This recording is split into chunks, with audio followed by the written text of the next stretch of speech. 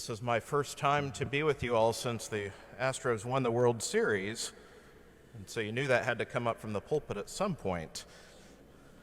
Of course, the great World Series championship was filled with great moments, replayed over and over again, small moments in between, and the run was made up of stretches of terrific play and those brutal moments where competitors just had to find a way to get themselves up off the mat. As always, the run involved the star players, the role players, and the fringe players, those who barely even appeared throughout the season or during the playoffs. And yet, appropriately at the end, all of them get rings. Something to be said for that. And now, with all that, with all the excitement and fanfare, the season is over. There's a trophy that's lifted up, but the trophy, in a way, is symbolic. The parade has come to an end. There's great memories replayed and had, bragging rights, but still a moment in time. Now we go into that dark time of the year when there's no baseball.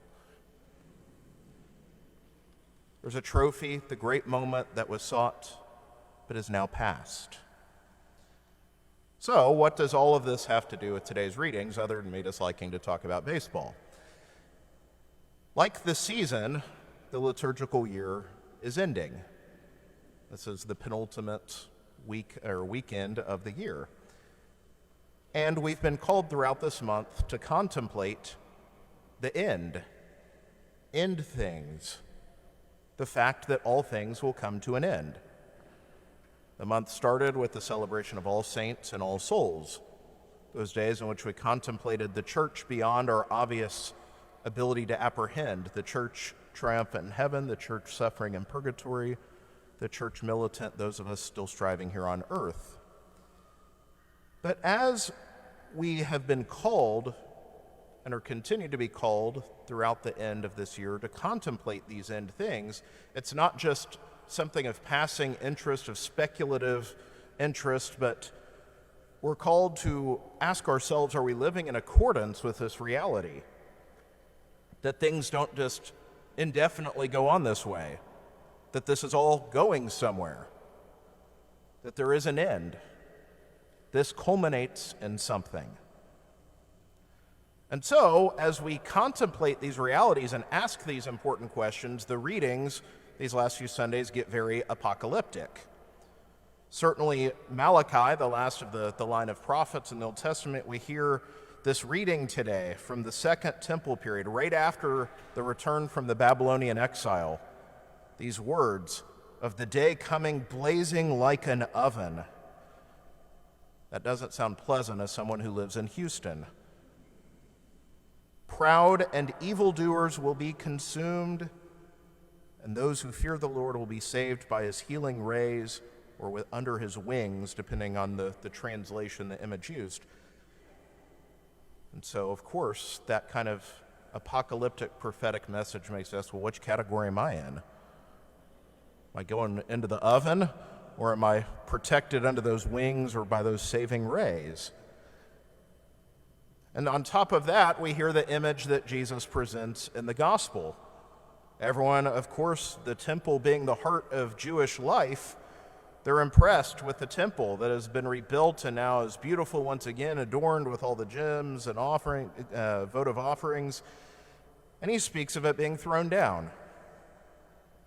And on top of that speaks of very powerful signs that will accompany it, signs in the heavens, dramatic events that will come with the downfall of the temple. This, too, is a prophetic text, but not for us. In fact, these events that he describes have already all happened. It speaks of the early persecution of the church and ultimately the destruction of the temple in the year 70. The temple was destroyed after the Jewish people rebelled against Roman rule and were crushed in a horrible, horrible defeat. The temple was destroyed, and the diaspora, as we call it, the scattering of the Jewish people. Which begged the question, the temple, the sign of God's presence with his people, this complete loss, was God defeated? Was God no longer present? Were his people abandoned? Or had God already signaled not to look for him there? We'll reflect more on this next Sunday with Christ the King, but we're reminded that from the time of the cross, before the temple itself was destroyed, we know that the curtain had been torn at the moment of the death of Jesus, as God pointed at the Holy of Holies as if to say, "No longer are you to look for me here, but I am only to be found in the broken body of my Son." So bringing this together, these prophetic apocalyptic images, and somewhere in the midst of this, I keep bringing up baseball. The end is coming. Certainly, Jesus tells us to keep watch. We hear that in the scriptures. Keep vigilant, watch. But our concern is not to watch for the end. It's to be mindful that there will be an end, but to be watchful for Christ in the here and now. Paul constantly throughout his letters is concerned with those, today's reading is no exception, with those who want to drop everything to prepare for the end, that want to, in a sense, abandon the normal course of their lives, preparing for an imminent end, in the sense people should no longer get married, or we should all stop working, everyone just drop to their knees and pray 24 hours a day because the end is nearer and there's no point to doing anything else. Not so, Paul is constantly reminding. So we hear today, keep busy. Don't be busybodies, as the scripture says. Keep busy. Do what is proper to each of us. Don't not work and expect others to take care of you so you can be holier and say, well, I'm praying, waiting for the end. Well, if you want to eat, work. Go about your business as God or your station in life is calling you. We're called to be in motion, to move, to watch, yes, but to watch for the presence of Christ in the here and now and to respond to it, to move. We tend to think in terms of big moments, whether reflecting on the big moments of our life or as we think of big things in terms of eternity and the end. We look at the big milestones, those moments we expect, those that are unexpected at times. But we tend to think in terms of these big moments. But holiness is in the here and now. Heroic virtue and holiness is not found in big moments, but in the everyday. As I mentioned before in this World Series analogy, the guy who got one hit gets the same ring as Yordan Alvarez. The game was not just won between the lines, in fact, but was also won not just in the highlight moments, but in batting practice, in off-season work, in scouting, in preparation work. The games were as much won in those moments as they were when all the flashbulbs were going off. The heroism doesn't come in 1 minute and one play, but it comes for us in a humble life of holiness, attentiveness, watchfulness in the here and now. Said differently, we're called to look to the cross daily. Not just the big cross moments, but even the little cross moments. Right now, today. Where am I being invited to greater sanctity? On Saturday of Game 6, the concluding day of the World Series, I was prepping for a crazy day. That was the beginning of my time of vacation. I'd planned to leave, didn't plan to have the World Series still going on. And so was out of town prepping for a marathon day of going to the Aggie game in College Station, which was at 11 a.m., hurriedly having to drive back to Houston to go to the World Series game. And in front of all that, realizing I wasn't going to have any time to celebrate Mass throughout all that, so getting up early in the morning at dawn to celebrate Mass before starting the day.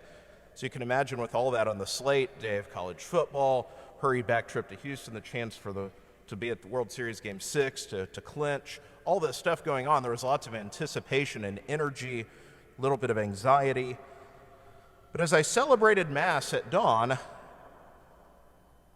I realized, as I do sometimes, God has a funny way of reminding me of this, that was the best and most important part of my day. Before I ever stepped foot in a stadium, the intimate moment with Him in the Eucharist was the best and most important moment of that day, regardless of what happened, win or loss, in the stadiums. And it's funny because that's something, as a priest, I do every day, celebrate Mass. And yet, it's the most important, most valuable thing in the world. The Eucharist, our time in prayer, our opportunities in service, simple acts of love. Those have greater gravity than a World Series championship. Sure, the World Series is more exciting and fun. There's only been 2 of them in my lifetime for us. But the other is more critical, and best yet, it's available to me every day. Do we appreciate the moments for sanctification right before our noses? Or are we too busy just looking for the big moment? Are we looking for God in the right places? One thing I took special note of following the World Series victory and all the celebration and presentations was a simple joy I had on the field in the clubhouse afterwards, watching the players not just do the usual dog pile and celebrate with each other, but watching them start to celebrate with their families, their young children. Several of the players talked about perspective throughout the year. Justin Verlander about having to miss 2 years rehabbing from injury and getting to spend time with his family, his young daughter. Alex Bregman, his child was born in the midst of the season. The perspective change of going home, not taking failure home with him, regardless of what happened at the ballpark, to realize what he had at home.